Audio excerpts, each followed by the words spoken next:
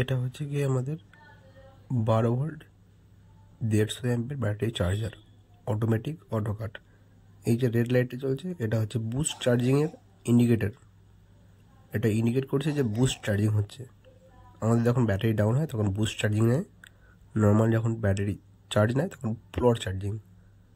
এখন গ্রিন হয়ে গেল, মানে ফুল ব্যাটারি চার্জটা এখন মিনিমামে চলে এসছে।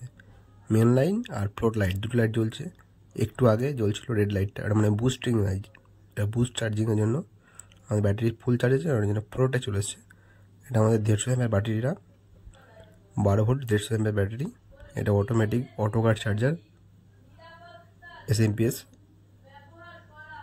12 ভোল্ট টার্মিনাল কানেক্ট করা আছে, পজিটিভ নেগেটিভ। এটা পজিটিভ ডিসকানেক্ট করলাম, এটা নেগেটিভ, এটা পজিটিভ কানেক্ট করলাম।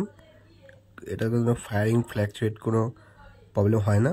ব্যাটারি 36 এমএর warranty, 12 volt 150 ampere, automatic auto cut, no heating problem, no power fluctuate problem, no problem.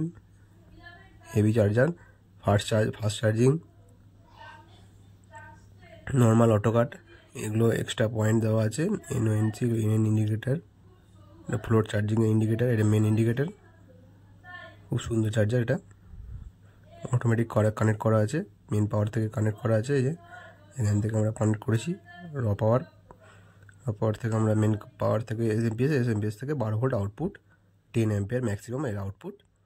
কিন্তু চার্জিং ক্যাপাসিটি খুব সুন্দর।